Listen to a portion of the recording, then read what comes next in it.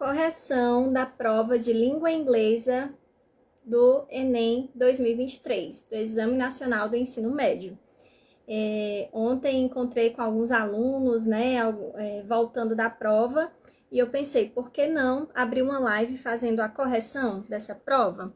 Mas antes, eu quero abordar com vocês qual a competência que se exige para quem fez a prova do Enem ou para quem pensa em fazer futuramente essa prova. Então, vou primeiro recapitular com vocês que competências se exigiam ou se exige de quem faz o Enem na parte de língua estrangeira e depois vamos para o gabarito, certo? Então, a parte de língua estrangeira tem a ver com a competência de área 2, conhecer e usar línguas estrangeiras modernas como instrumento de acesso a informações e a outras culturas e grupos sociais. Eu tirei essa informação diretamente do site do INEP, que é o responsável por elaborar a prova, né? Então, aqui nós temos a primeira habilidade, a habilidade 5, associar vocábulos e expressões de um texto em língua estrangeira moderna ao seu tema. Então, olha a importância do vocabulário para quem quer prestar um exame como esse. Habilidade 6, utilizar os conhecimentos da língua estrangeira moderna e de seus mecanismos como meio de ampliar as possibilidades de acesso a informações, tecnologias e culturas. Habilidade 7, relacionar um texto em língua estrangeira às estruturas linguísticas, sua função e seu uso social. E, por último, reconhecer a importância da produção cultural em língua estrangeira moderna como representação da diversidade cultural e linguística. Então, além de um bom conhecimento de vocabulário, gramática, é importante você também ter uma boa habilidade de interpretação textual e conhecer um pouco da cultura de quem fala esse idioma. No caso, o Enem, o Exame Nacional do Ensino Médio, ele tem duas opções de idiomas, pelo menos enquanto eu gravo esse vídeo, que é o inglês ou o espanhol. Hoje eu optei por fazer com vocês a correção da prova de inglês, certo? E eu escolhi o caderno azul. Por que é importante eu falar isso para vocês? Porque são cadernos de cores diferentes, então a ordem das respostas e das perguntas são trocadas. São as mesmas perguntas para todo mundo que fez a prova, mas em ordens diferentes, certo? Então, se você fez a prova e tem um caderno em casa, independente da cor do caderno, você consegue reconhecer as questões que eu estou corrigindo e conferir depois na sua própria prova. Caso você tenha saído mais cedo do Enem e não tenha conseguido trazer para sua casa o caderno, eu vou lhe passar aqui as questões, quem sabe você olhando assim, possa lembrar, né? Porque são muitas questões, né, gente? Foram 90 questões ontem, 5 de língua estrangeira e outras ainda teve a redação. Então, vamos lá começar a nossa correção. Cada questão eu vou ler junto com vocês o texto. Nós vamos também analisar as imagens, certo? E só depois eu vou passar para vocês o gabarito. Então, essa é a opção de língua inglesa. Vamos lá. Aqui nós temos essa foto, né? Food for dough. The average American tosses 300 pounds of food each year, making food the #1 contributor to America's landfills. Eat your leftovers and keep your perishables in the fridge. The earth is counting on it. Esse texto, vem mostrando de onde foi tirado, foi um texto adaptado de 2021. Então, o que acontece? Provas como o Enem, às vezes eles tiram textos da BBC, do The New York Times ou de alguma revista. Pode ser um texto desse mesmo ano ou pode ser um texto de 2 anos atrás. Então, a leitura, pessoal, ela é muito importante na hora de fazer um exame como esse, né? Então, sempre tá em dias com as leituras e ler de tudo um pouco. Então, esse foi um texto razoável, né? Pequeno, comentando essa foto. Na verdade, era um cartaz de uma campanha. Aí diz assim, olha... Esse cartaz de campanha sugere que A. Os lixões precisam de ampliação. B. O desperdício degrada o ambiente. C. Os mercados doam alimentos perecíveis. D. A desnutrição compromete o raciocínio. Ou E. As residências carecem de refrigerantes. Então, qual dessas opções, para quem fez a prova do Enem, Ou quem não fez e está acompanhando a correção, qual dessas vocês marcariam? Qual dessas vocês marcariam como verdadeira? Vou dar um tempinho para vocês pensarem. E aí já a gente vai para a correção. Algo importante, gente, nesse tipo de prova é o seguinte: às vezes no texto ou na imagem tem muita palavra nova, né? Que às vezes a gente não sabe ou não lembra o que é. Mas nessa hora é importante você buscar o contexto, né? Food. Todo mundo sabe o que é food em inglês? O que seria food? Então, aí, né, food seria alimento, comida, né? Fodou. O que seria essa expressão? Food fodou. O que tá por trás? Será que é uma expressão ao pé da letra? Vou mostrar para vocês a definição de food fodou. Something worth or think seriously about. É uma expressão idiomática, certo? Essa expressão, ela significa, se fosse traduzida literal, significaria alimento para pensamento. Mas, na realidade, é uma expressão para dizer que algo merece a nossa atenção. Né? A alimentação é importante, né? Então, esse food for thought, gente, a gente não vai traduzir ao pé da letra. Não seria comida por pensamento, mas sim um assunto sério, um assunto de relevância. E que assunto foi mostrado aí? Vou dar um tempinho para vocês pensarem.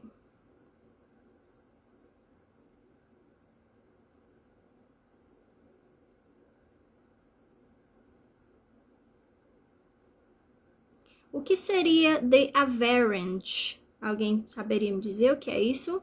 The average American? Quem quiser deixar nos comentários.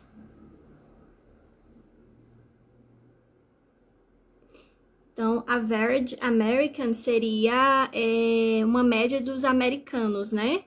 Tosses 3,000 pounds of food seria jogam no lixo pelo menos 300 toneladas de comida por ano. Okay? Making food the number one contributor to American landfills. Então, vamos lá. Esse texto, ele quer chamar a atenção da população americana para o grande desperdício de alimento naquele país, né? E esse desperdício, diz aí que ele contribui para os Americans landfills. Mas, afinal, o que é American landfills?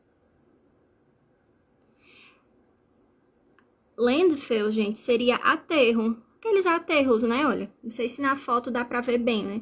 Mas aí, olha, é uma reflexão sobre os aterros sanitários americanos, né? Que já não tem mais espaço para tanto lixo. Isso porque tem a ver com a questão do desperdício alimentício, né? E aí diz, ó, eat your leftovers and keep your perishables in the fridge. The earth is count on it.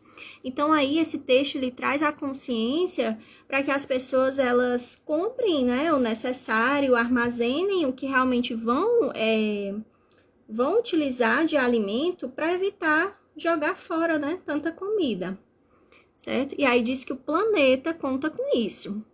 Então, depois a gente entender, e aqui eu não estou traduzindo tudo ao pé da letra, certo? Eu quero dar uma ideia geral para vocês entenderem antes da gente marcar o item.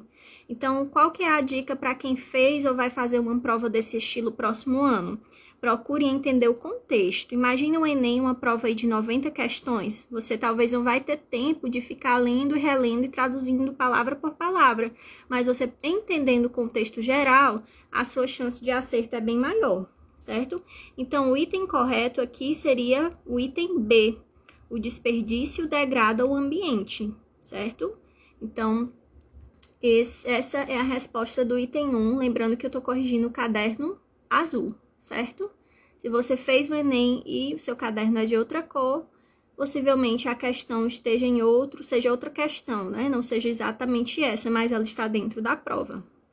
Vamos para a questão 2? Vou ler o poema para vocês, tá? No man is an island, entitled of itself, Every man is a piece of the continent, a part of the man. Any man's death diminishes me, because I am involved in mankind. Aqui é um poema, né, do John Donne, tirado de Londres, é um fragmento do poema. O que a gente pode entender desse poema? E aí essa questão já é bem legal, gente, porque ela já traz o que ela realmente precisa, né? Nesse poema, a expressão no man is an island ressalta. Nós fôssemos traduzir ao pé da letra, no man is an island, seria nenhum homem é uma ilha. Seria isso. Mas será que é exatamente isso que a expressão quer dizer? Nenhum homem é uma ilha inteira de si mesmo, cada homem é um pedaço de um continente, a parte do meio, do principal, né? O que será que esse texto quer dizer? Também é uma expressão, né? Eu vou ler para vocês em inglês a definição dessa expressão. No one is self-sufficient, everyone relies on others. É uma expressão, ela é voltada, gente, para dizer que todo mundo precisa de todo mundo, né?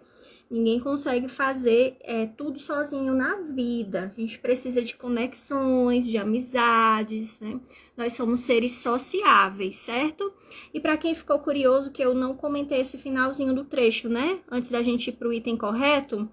Any man's death diminishes me.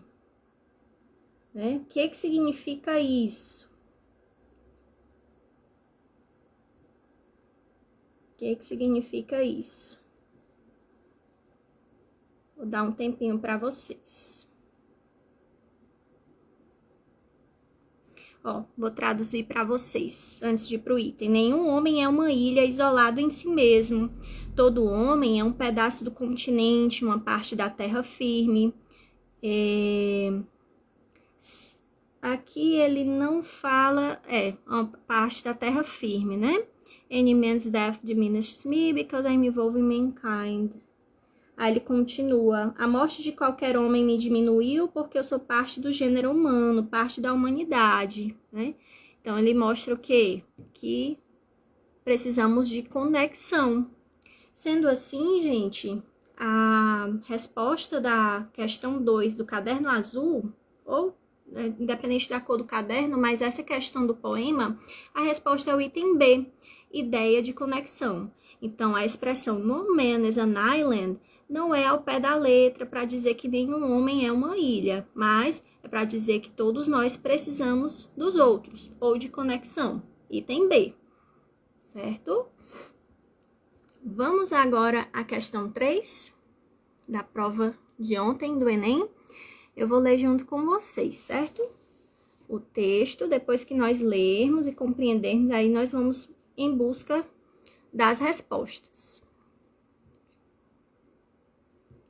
Dá um tempinho aqui para vocês acompanharem. Eu vou fazer a leitura. E aí a gente já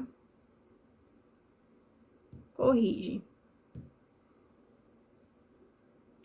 Então, esse também é um poema com o tema Things We Carry on the Sea. Vamos lá. We carry tears in our eyes. Goodbye, father. Goodbye, mother. We carry soil in the small bags. May home never fade in our hearts. We carry... Gente, eu vou só beber água, só um minutinho. E aí, qualquer dúvida durante a correção aqui da prova do Enem, vocês podem me perguntar. Vamos lá. Pronto. Começar de novo. O título, Things We Carry on the Sea. We carry tears In our eyes, goodbye, father, goodbye, mother. We carry soil in small bags. May home never fade in our hearts. We carry carnage of meaning, droughts, floods, genocides. We carry just of our families and neighbors, incinerated in mushroom clouds. We carry our islands sinking under the sea. We carry our hands, feet, bones, hearts, and best minds for a new life. We carry diplomas, medicine, engineer, nurse, education, math, poetry, even they mean nothing to the other shore. We carry railroads, plantations, laundromats, bodegas, taco trucks, farms, factories, nursing homes, hospitals, schools, temples, built on our ancestors' back. Voltar pouquinho aqui. We carry old homes along the spine, new dreams in our chests. We carry yesterday, today, and tomorrow. We are orphans of the stars forced upon us. We are refugees of the sea rising from industrial wastes. And we carry our mother tongues as we drift in our rubber boats from shore to shore to shore. Esse poema, gente, ele retrata a história de vida dos refugiados. Então, pessoas que precisam sair dos seus países de origem e viver num país, né, num novo lugar. Esse poema, deixa eu me ver aqui, ele foi tirado do site poets.org e é um fragmento, certo? O que vocês puderam entender? Como eu disse para vocês, esse tipo de prova, nós vamos atrás de entender o contexto. Muitas das vezes não vai dar tempo nós irmos traduzir palavra por palavra. Mas vamos pensar o seguinte, a palavra carry, ela tem a ver com carregar, levar. Pode ser literalmente carregar um peso, uma bagagem, mas pode ser algo nosso, a nível emocional. Certo? Então, quando eles falam aqui que eles carregam, né, coisas que carregamos pelo mar, digamos assim, né? No passado, muitas pessoas mudavam de países também, não só por terra, mas atravessando o oceano, né? Então, eles dizem aqui, né, que eles carregam as lágrimas em seus olhos, né, ao dizer adeus, a dizer tchau aos seus pais, às suas mães, né? E muitas vezes, né, as lembranças também de suas antigas casas, né? E ele vai dizendo tudo que eles deixam para trás, né? E os perigos que passam para mudar de país, né? Perigos até da sua própria vida, né? E fala também das bagagens que eles têm, que às vezes as pessoas nem sabem, como, por exemplo, também a parte da educação, né? Os diplomas deles, né? E às vezes eles não vão conseguir exercer essa profissão no país novo, mas que eles têm uma história, eles estudaram no país deles, né? Então, o texto, o poema, ele retrata tudo isso, né? Tudo que eles têm, né? Ou carregam,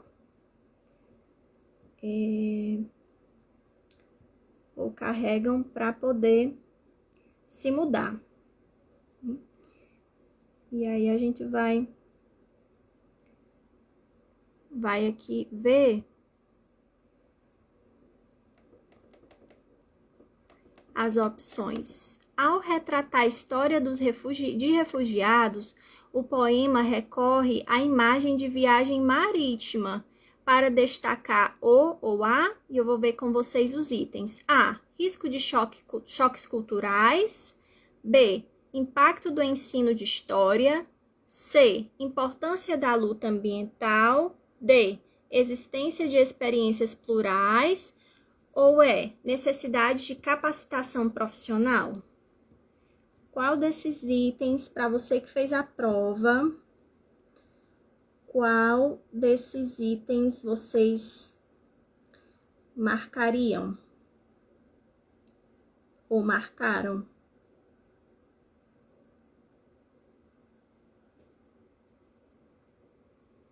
Então, gente, aqui a questão 3 é o item D, existência de experiências plurais, né?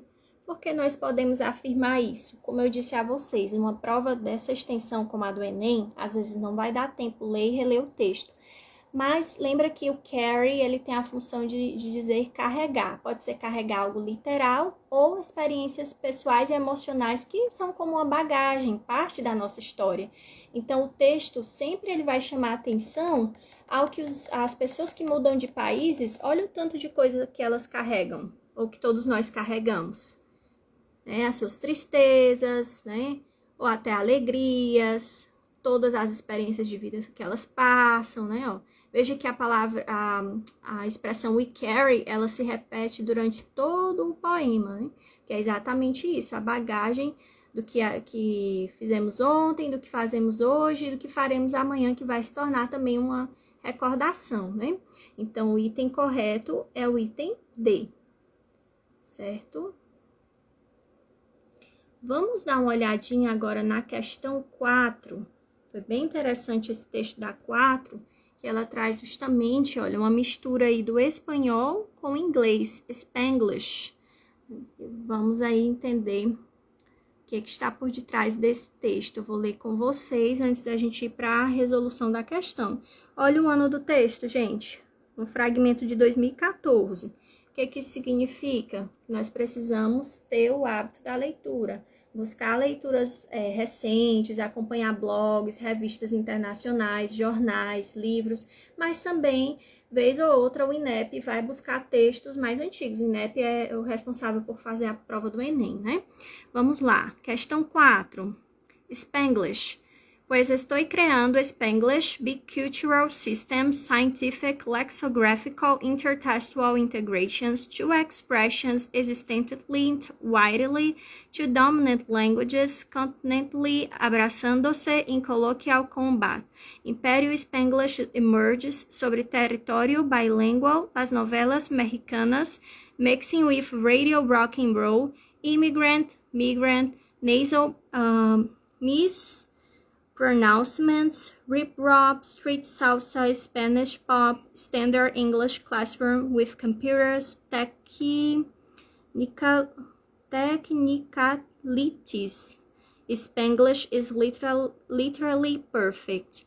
Então, aqui teve essa mistura, né, na questão 4 do Enem, tanto do inglês quanto do espanhol. E o que será que esse texto quer dizer para nós? Nesse poema de Tato Lavieira, o eu lírico destaca uma A. Convergência linguístico-cultural, B. Característica histórico-cultural, C. Tendência estilístico-literária, D. Discriminação cultural ou E. A censura musical? O que vocês marcariam se vocês estivessem fazendo a prova do Enem hoje ou quem fez a prova do Enem ontem? Quem lembra dessa questão? Qual item é o verdadeiro? Item A, B, C, D ou E? Bom, se você marcou o item A, você acertou. O poema, né, o texto, ele retrata a convergência linguístico-cultural, certo? Agora, gente, nós vamos à questão 5, que para mim foi uma das mais interessantes da prova do Enem. Por quê?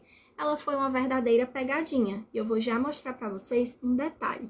Nas provas, pessoal, aqui nós estamos corrigindo o Enem, mas tem concursos públicos, né? Tem amigos aqui que são concurseiros ou que pensam em prestar concurso, já tem concursos que tem o inglês.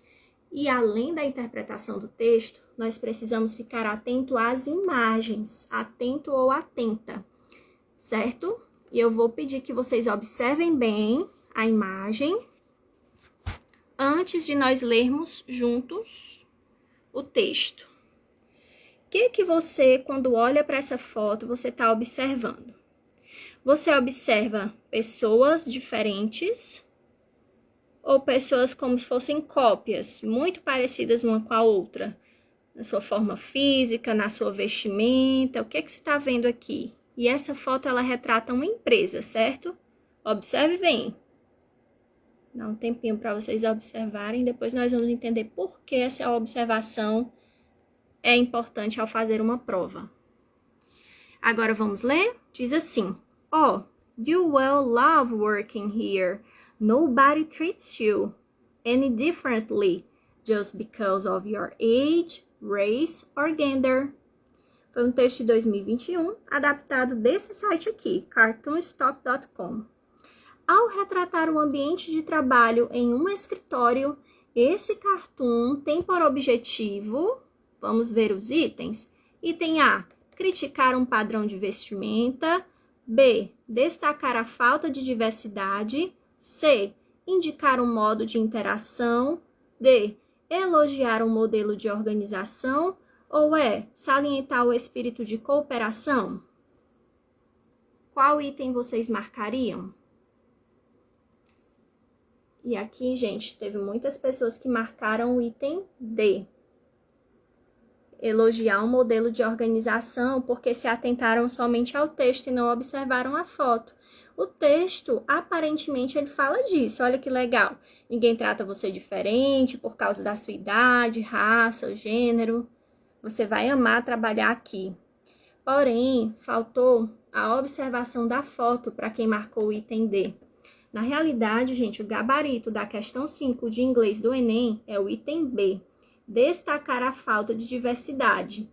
Por que a pessoa iria amar trabalhar nessa empresa e não seria tratada diferente? Porque olha a cara dos funcionários. Todo mundo igual. Eles contrataram o mesmo padrão de pessoas. Parecem trigêmeos, olha. A mesma roupa, mesmas características físicas. Então, essa é uma pegadinha, certo? A resposta correta, item B, destacar a falta de diversidade. E aí, pessoal, o que vocês acharam da prova de inglês do Exame Nacional do Ensino Médio de 2023? Acharam fácil, mais ou menos? Espero que vocês tenham gostado dessa correção em formato de live.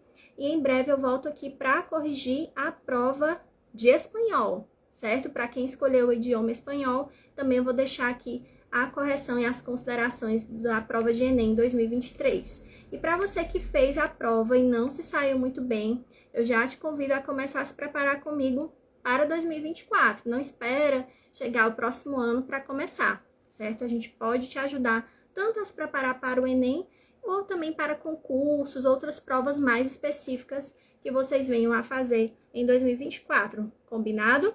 Essa live vai ficar salva.